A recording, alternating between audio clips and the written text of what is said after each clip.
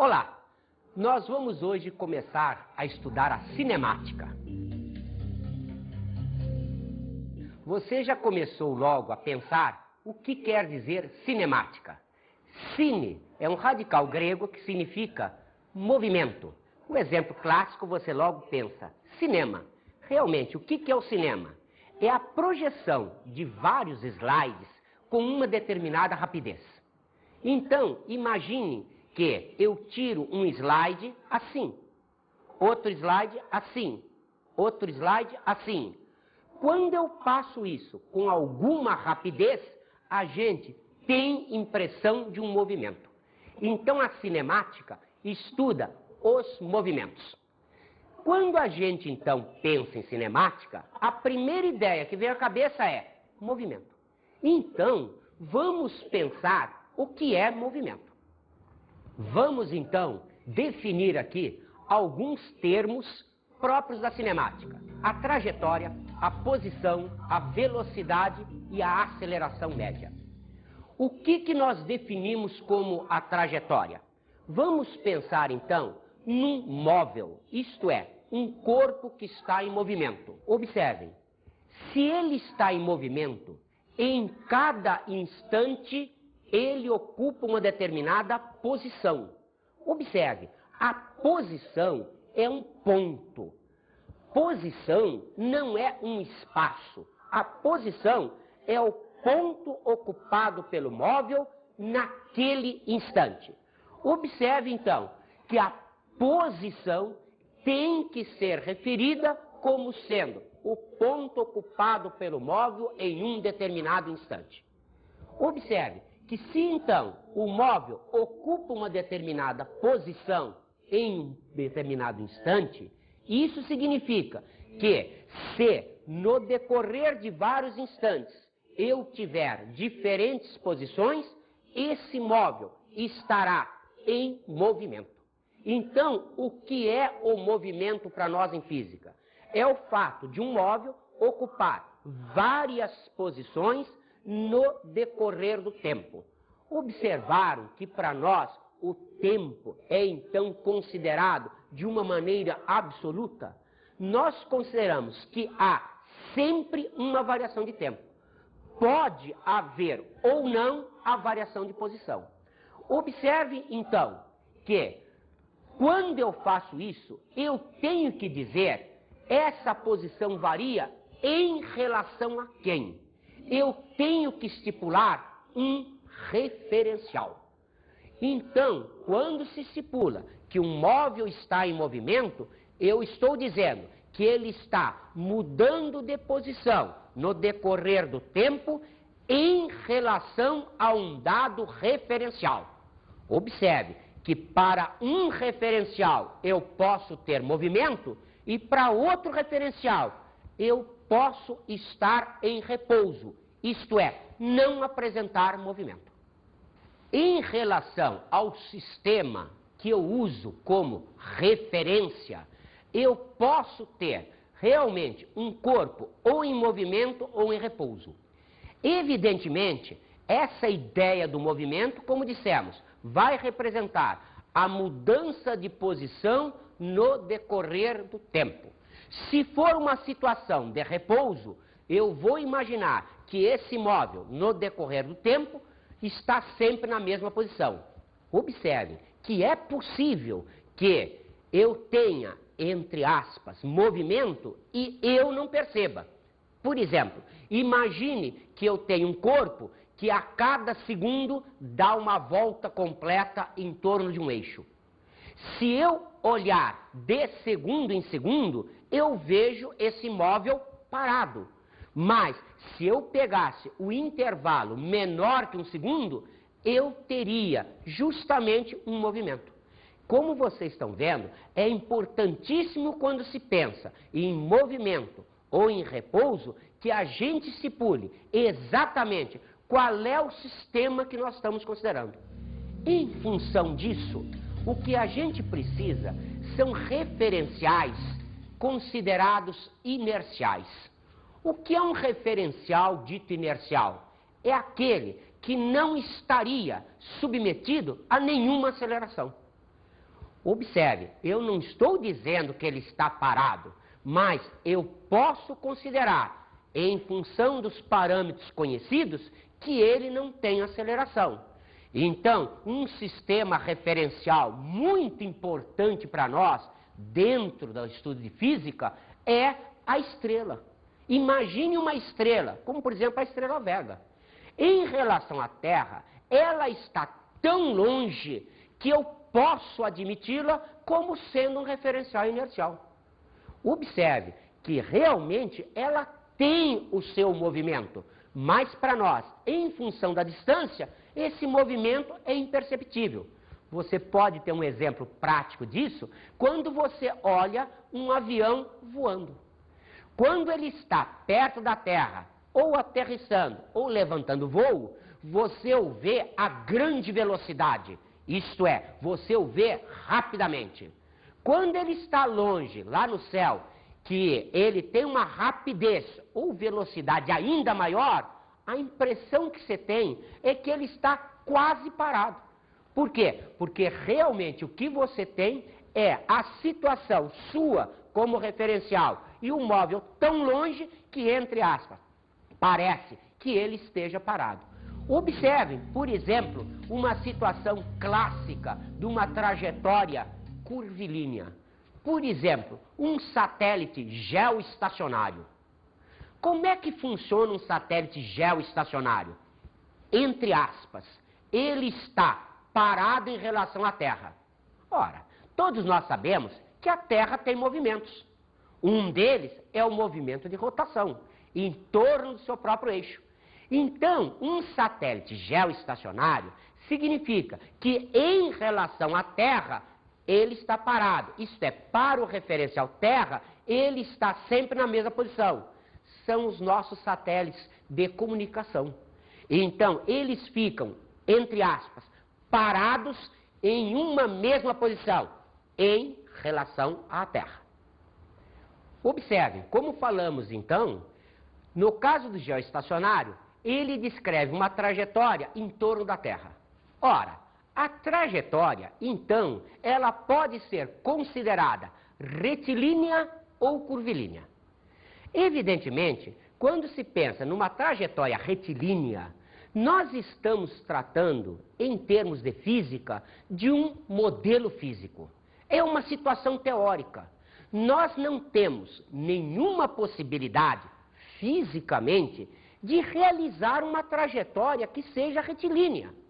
Porém, existem determinadas curvas que têm grandes raios, que eu pego um pedaço tão pequenininho que eu posso aproximar essa curva daquilo que se chama praticamente uma reta.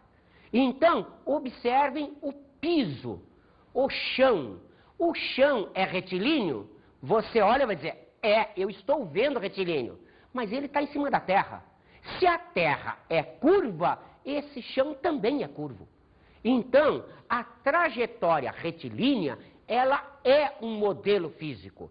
Ela é algo imaginário. Ela não tem uma existência real. Mas eu posso, para facilitar a compreensão disso, imaginar uma curva tal que ela se aproxima o mais possível daquilo que matematicamente é definido como reta. Essa trajetória, então, nós vamos estudar aqui em física, lembrando sempre desse pormenor. O que vamos considerar são trajetórias curvilíneas que pega-se um pedaço tão pequeno que se aproxima de uma reta. Também as trajetórias curvilíneas, nós podemos considerá-las abertas ou como fechadas. Cuidado agora, quando se estuda a trajetória, a gente está mostrando como a posição do móvel está variando. Então, cuidado, nós vamos daqui a pouco trabalhar com gráficos. Eu posso ter um móvel executando uma trajetória retilínea e, mesmo assim, o gráfico da posição ser uma curva. Cuidado para não confundir as duas coisas. O gráfico de posição é uma coisa, a trajetória é exatamente outra coisa. Vamos então considerar agora um móvel que ocupa várias posições no decorrer do tempo. Ao conjunto de todas as posições ocupadas pelo móvel, nós temos uma linha chamada trajetória. Então, vamos imaginar a situação aqui. Eu tenho um móvel ocupando uma posição A. Depois de um determinado instante, ele ocupa a posição B. Está na cara que entre A e B, ele ocupou infinitas posições. Unindo-se essas infinitas posições, eu marco então essa linha que eu chamo de trajetória. Nessa trajetória, eu posso fazer duas considerações. Se eu quiser, considero de A para B um sentido progressivo. Ou, se eu quiser, considero o sentido retrógrado. Observe que eu posso considerar de A para B o progressivo, de B para A o retrógrado. Ou vice-versa. Não dá diferença nenhuma. É uma consideração, um arbítrio meu. Agora, vamos então associar a trajetória ao referencial. Então, vamos colocar um par de eixos X e Y. Observem que agora eu estou tendo uma referência dessa trajetória em relação a um sistema referencial. Então, agora, está aí a situação montada como se quer. Eu posso, por exemplo, considerar que se no instante inicial 0 o móvel ocupava a posição A, eu chamo isso de posição inicial. Então, A corresponde à posição inicial. Observe, após um tempo T1, tal que T1 seja diferente de 0, eu tenho um ΔT, um intervalo de tempo. Isto é, delta em física, para nós, representa sempre a diferença entre uma situação final e uma situação inicial. Então, a situação final é o tempo T1, a situação inicial é o tempo T0. Várias vezes, na prática, você faz isso daí. Você pega um cronômetro e vai marcar um tempo. O cronômetro, geralmente, 99% das vezes, ele é disparado quando o ponteiro está na posição 0. O que significa isso? Que você está admitindo que o T0 é igual a 0. Então, vamos imaginar o que acontece se eu tiver a posição B considerada posição final. Lembre-se, o A foi a posição inicial. O B, estou considerando a posição final. A posição no instante T1, que é diferente de 0. Observe, então houve uma variação de posição. O que é a variação de posição? A variação de posição, como sempre, é a diferença que existe entre a posição final, que eu admiti a posição B, e a posição inicial, que eu admiti posição S0. Então, observe, nós podemos agora estabelecer uma equação horária do movimento. O que significa isso? Significa que nós vamos estabelecer uma equação de correspondência entre a posição e o tempo. Observe, a posição, ela é uma função do tempo. Lembram-se o que falamos agora há pouco? Falamos agora há pouco para vocês que o tempo para nós é considerado absoluto. Então, se você se lembrar de matemática, você vai ver que essa expressão é como se fosse um y igual a uma função de x. Ora, x, lá em matemática, você diz, é a variável independente. Y é a variável dependente. Isto é, y varia de acordo com a variação de x. O que nós estamos mostrando aqui é a mesma coisa. A posição é uma função de tempo. O que significa isso? Que a posição vai variar de acordo com o instante considerado. Observe, então, que quando se faz o gráfico de um movimento, o que a gente faz? Nós vamos marcar no eixo X os instantes. Nós vamos marcar no eixo Y as posições. Observe, se eu pegar esta equação, é a equação de posição igual a 5 mais 5t. Como vocês estão vendo, a posição é uma função do tempo. Estou admitindo fisicamente que as unidades usadas aqui são as unidades do SI. O que quer dizer isso? Quer dizer que a posição estará obrigatoriamente em metros, o tempo obrigatoriamente em segundos. Qual será o gráfico disso? Observe, eu vou montar uma tabela. Aqui estão os tempos, ali estão as posições. Então, se o tempo é igual a zero, isto é, se o instante é zero, a posição é 5 metros. Se o instante é o instante 1, a posição é 10 metros.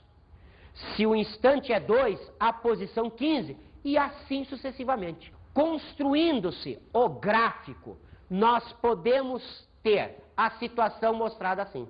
Eixo X mostrando os instantes. No instante 1, a posição ocupada é 10. No instante 2, a posição ocupada é 15. E assim sucessivamente.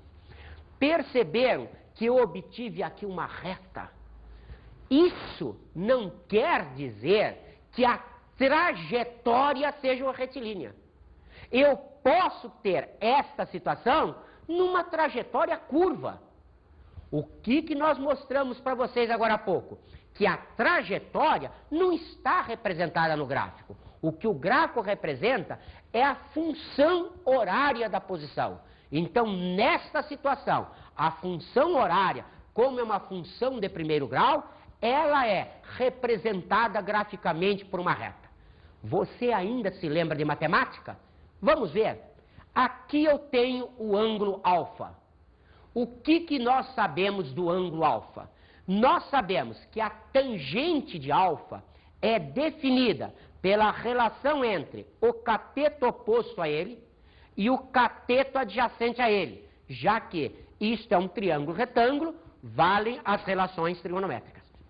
Então, observe, a tangente de alfa aqui vai representar este cateto, isto é, a diferença 20 menos 5, por esse cateto, que é 3 menos 0. Guarde isso na cabeça. A tangente desse alfa, matematicamente, está bem definida. Nós vamos precisar isso em termos de física. Mas já fique com essa ideia na cabeça. A tangente, ela representa a relação entre cateto oposto e o cateto adjacente. Observe, então, que nesta situação, o que eu tenho aqui é uma equação de primeiro grau e, portanto, a representação gráfica é uma reta. Vamos pegar um outro exemplo? Observem agora esta nova expressão. Outra vez, a posição, uma função de tempo. Só que agora apareceu aqui tempo ao quadrado. O que significa isso? Significa que agora esta equação não é de primeiro grau. Se ela não é de primeiro grau, qual é a sua representação gráfica? Cuidado, isto daqui é triste. Vocês, de um modo geral, ouviram uma coisa de um professor e pensaram outra. Então é muito comum o aluno dizer: a representação de uma equação de segundo grau é uma parábola. Não é. Por quê? Porque equação de primeiro grau só existe uma. Todas as outras são a mesma. Mas equação de segundo grau, eu tenho vários tipos. Então, para cada equação de segundo grau, eu tenho uma curva diferente. Isto é, não existe uma reta mais reta que outra reta. Mas curvas existem várias. Nesta situação nova, vamos então observar a tabela. Ao instante 0, eu tenho a posição 5. Mas agora, no instante 1, a posição ficou 10. Ah, mas é igual à anterior? Cuidado. Na posição 25, o instante é 2. Já não é mais igual ao anterior. A posição 50 é no instante 3, já não é mais igual ao anterior. Então, se eu agora represento isso daí através de um gráfico, eu vou obter esse gráfico. Perceberam? Não é mais a reta. Agora é uma curva. Observe, curvas existem várias. Esta curva aqui chama-se a parábola. Cuidado, não é toda equação de segundo grau que me dá a parábola. Esta equação, chamada trinômio de segundo grau, é que será representada graficamente por uma parábola. Então, a nossa situação, outra vez, posso dizer que a trajetória não é retilínea? Não. Eu posso ter esse gráfico descrito por um móvel em trajetória retilínea. Esta curva não é a trajetória. Ela representa apenas a posição que o móvel ocupa em cada instante que eu considerei. Observe então que quando nós falamos em curvas, nós temos várias curvas. Por exemplo, se a gente pegar uma circunferência de círculo, qual é a equação da circunferência de círculo? Você sabe de matemática. Ela é x2 mais y2 igual a constante. Perceberam? Isso é uma equação de segundo grau. E não é uma parábola. É uma das curvas. Cuidado com esta. Observe, a hipérbole equilátera. A hipérbole equilátera tem uma expressão matemática para ela. Vamos ver? Observe, y igual a sobre x. Tem muita gente que acha que a equação é de primeiro grau. Por quê? Porque apenas eu tenho expoente 1. Não é verdade. Aqui eu tenho expoente 1 para as incógnitas, e a equação é de segundo grau, não é de primeiro grau. Por que ela é de segundo grau? Porque quando eu fizer um gráfico disso daqui, eu vou obter, obrigatoriamente, uma curva chamada a hipérbole equilátera. Observe, se eu pegar uma parábola, que é outra curva, a expressão matemática dela será ax2 mais bx mais c igual a y, que vocês conhecem com o nome clássico de trinômio de segundo grau. Então perceberam que eu tenho, entre aspas, uma reta e várias curvas. Para cada curva eu tenho uma equação matemática correspondente. Vamos então definir aqui, fisicamente, a velocidade escalar média. Definimos a velocidade escalar média como sendo a variação da posição na variação do tempo. Representa-se a velocidade escalar média com aquela barra em cima do V. Cuidado, estamos dizendo velocidade escalar média, variação de posição pela variação do tempo. A minha nave demora 15 segundos para percorrer 50 quilômetros. Você acha que eu sou mais rápido que um carro de Fórmula 1? Você é aproximadamente 40 vezes mais rápido que o carro de Fórmula 1. Ainda não é o suficiente para se manter em órbita em torno da Terra, mas já tem uma nave bem rapidinha. Vamos então definirmos as suas unidades. Então, quais são as unidades utilizadas? Primeiro, como sempre, vamos à unidade SI. Metro por segundo ou metro segundo a menos 1. Observe que essa é a unidade considerada a melhor de todas, é do Sistema Internacional. Mas, muitas vezes, nós usamos outras unidades. Por exemplo, no sistema CGS, centímetro por segundo ou centímetro segundo a menos 1. Esta unidade é tal que 1 metro por segundo é a mesma coisa que 10 ao quadrado centímetros por segundo, 100 centímetros por segundo. Observe mais, nós temos fora de sistema outras unidades que são muito usadas. Por exemplo, nós temos o quilômetro por hora. quilômetro a menos 1. Todos vocês estão acostumados a ouvir isso. 1 km por hora corresponde a 1 sobre 3,6 metros por segundo. Tal que 36 km por hora corresponde a 10 metros por segundo. Observem, isso nós usamos muito como velocidade terrestre. Mas no sistema da Marinha não se trabalha com ela. Trabalha-se com um nó, que é a milha por hora. Isso também tem problemas. A milha, ela é definida como terrestre ou marítima. Então o nó seria a milha marítima por hora, isto é, 1,85 km por hora. Vamos então agora falar numa outra velocidade, a velocidade média. O que significa a velocidade média? O espaço percorrido pelo tempo. Cuidado agora. Observe, imagine que um móvel saiu de uma determinada posição, andou 400 quilômetros até um ponto qualquer e voltou para a mesma posição. O que significa isso? Que, nesse exemplo, nós temos a posição final é igual à posição inicial. O que significa isso para nós em termos de física? Que o ΔS é igual a zero. Isto é, se o numerador da fração é igual a zero, a fração é igual a zero. Então, ΔS igual a zero implica que a velocidade escalar média é zero. Mas ele andou 800 quilômetros.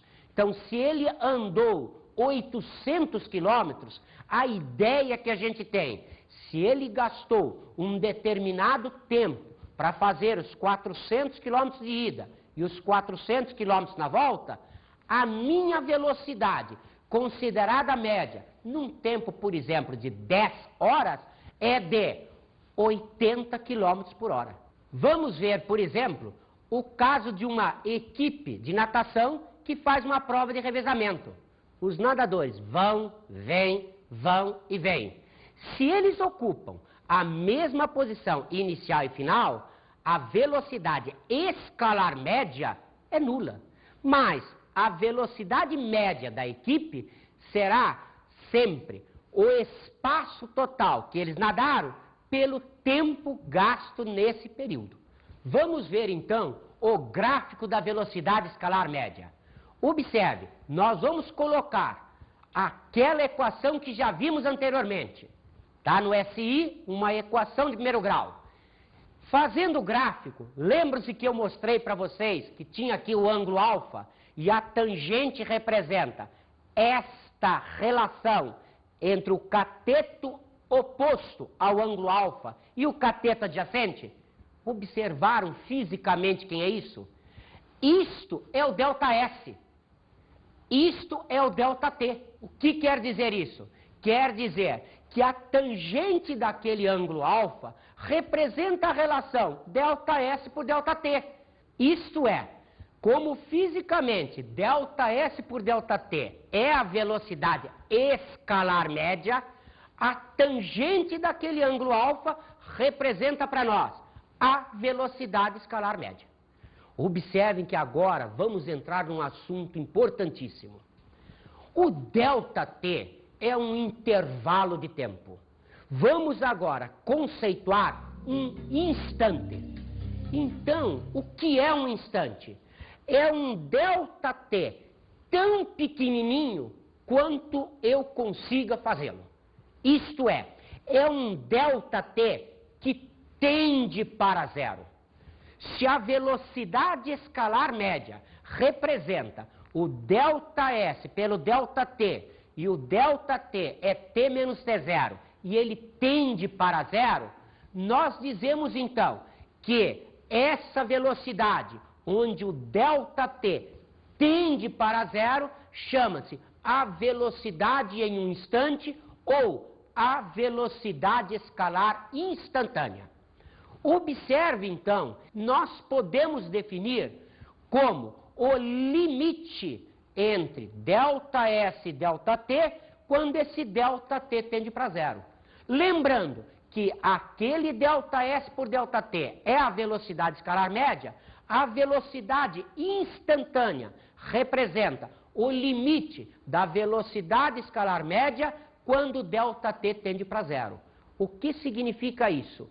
Significa que o que eu vou fazer é aproximar esse intervalo de tempo entre T1 e T2, entre T1 e T0, de tal maneira que a diferença seja o mais perto de zero possível. Vamos então agora, de uma maneira semelhante, definir outra grandeza, a aceleração escalar média. Como a velocidade escalar média é a variação da posição pela variação do tempo, a aceleração escalar média será a relação entre a variação da velocidade na variação do tempo. Como vocês estão vendo, semelhante à definição anterior. Vamos ver, por exemplo, as unidades. Observe, as unidades também são semelhantes. Então eu tenho no SI metro por segundo ao quadrado ou metro segundo a menos 2. No sistema CGS, centímetro por segundo ao quadrado ou centímetro segundo a menos 2. Evidentemente, é muito pouquíssimo usada a expressão quilômetro por hora ao quadrado. Geralmente a gente trabalha só com essas. Observem mais. Se a gente faz a relação entre elas, continua semelhante. Por quê? Porque a unidade de comprimento continua a mesma. Quem variou foi a unidade de tempo. Como ela é a mesma para as duas, não tem variação nenhuma. Observe mais. Observe que aquela mesma situação definida para o instantâneo também é válida aqui. O que será a aceleração escalar instantânea? Será aquela variação de ΔV por ΔT quando eu tiver o ΔT tendendo para zero. Isto é o limite de ΔV por ΔT quando ΔT tende para zero. Isto é, a aceleração instantânea corresponde ao limite da aceleração escalar média quando ΔT tende para zero. Um fabricante de automóveis anuncia que determinado modelo atinge 80 km por hora em 8 segundos, a partir do repouso. Isso supõe uma aceleração média próxima de... As nossas opções são 0,1 metro por segundo ao quadrado, 3 metros por segundo ao quadrado, 10 metros por segundo ao quadrado, 23 metros por segundo ao quadrado e 64 metros por segundo ao quadrado. Vamos então à solução? Observe, a velocidade inicial é zero, partir do repouso. Além disso, sabemos que a velocidade final é 80 km por hora. Transformamos para metros por segundo, porque as opções estão em metros por segundo ao quadrado. Então fazemos a divisão por 3,6 para podermos ter a velocidade em metros por segundo. Observe que essa razão me dá 22,2 aproximadamente. Como o problema está pedindo uma aproximação, não tem problema nenhum. Fazendo então a equação da aceleração escalar média, ΔV por ΔT, podemos então escrever a aceleração escalar média será a velocidade final menos a velocidade inicial dividido pelo intervalo de tempo. Isso então nos conduz a aceleração escalar média é 2,78. Cuidado, lembra-se dos significativos? Como o tempo foi apresentado com um significativo, a minha resposta em função da divisão só pode conter um significativo. A nossa resposta será então 3 metros por segundo ao quadrado. Vamos então à nossa dica de estudo de hoje.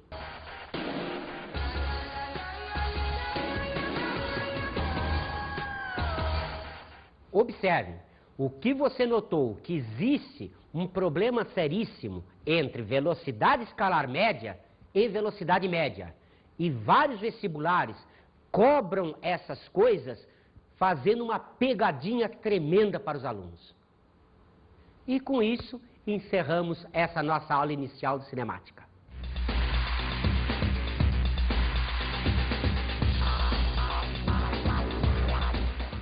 Na aula de hoje estudamos a cinemática. Observe, trajetória, posição, velocidade e aceleração, escalar média e as instantâneas. Cuidado também com a velocidade média. E abordamos o conceito de referenciais. E observe que um móvel pode estar em repouso em relação ao referencial e em movimento em relação ao outro. Bons estudos.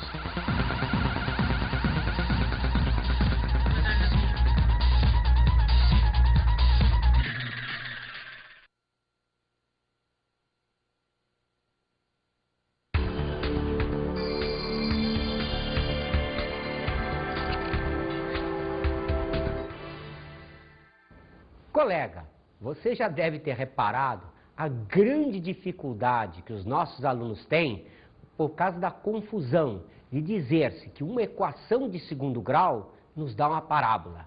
Lembre sempre a eles, o que nós temos fora do primeiro grau é uma curva, enquanto que uma reta é uma reta única, as curvas são várias.